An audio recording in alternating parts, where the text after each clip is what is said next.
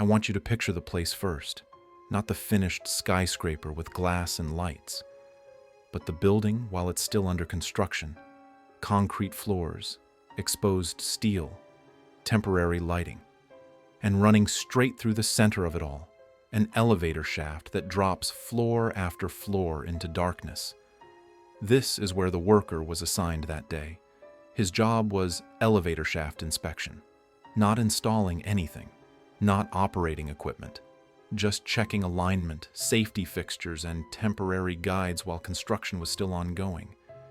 It's the kind of task that doesn't draw attention. It happens quietly, away from the main work areas. According to site records, he entered the shaft alone from a mid-level floor. That part is clear. At this stage of construction, elevator shafts are open vertical spaces. No finished cabins, no doors, just concrete walls, metal rails, and a long drop below. Safety systems exist, but they're temporary, and everything depends on people following procedures exactly. He secured his harness and went in. What happens next is where things stop being clear. There's no footage from inside the shaft. That's normal. Elevator shafts during construction aren't monitored. There's no camera, no witness standing nearby. Once someone goes inside, they're effectively out of sight. At first, nobody was concerned.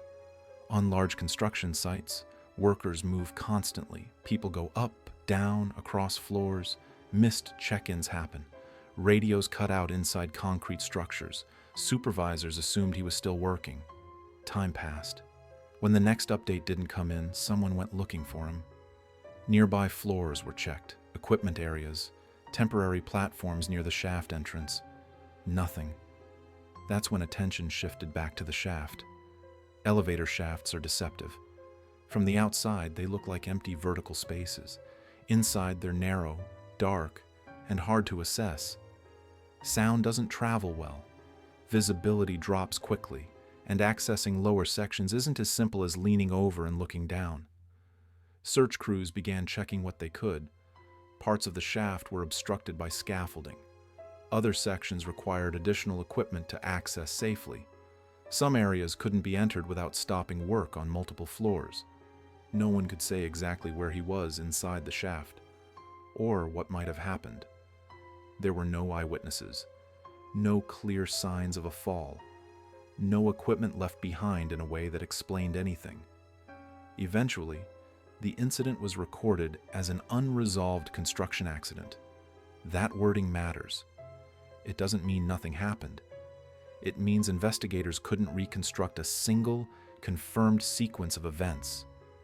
The only facts they could document were the entry time, the assigned task, and the conditions of the site.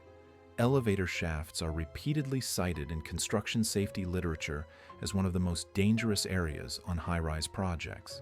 They combine height, isolation, incomplete safety systems, and limited supervision. Once someone is inside, help isn't immediate. And in this case, whatever went wrong happened in a place designed to be empty. Over time, construction continued. Safety procedures were reviewed. Access rules were tightened. Later guidelines emphasized that shaft inspection should no longer be done alone. Those rules exist because of incidents like this one. What remains is a gap in the record. A worker entered the shaft. The site kept running, and the exact sequence of events inside that vertical space was never fully determined. It's one of those cases that doesn't end with a clear explanation, just a reminder of how quickly routine work can turn into uncertainty when it happens in places no one else can see.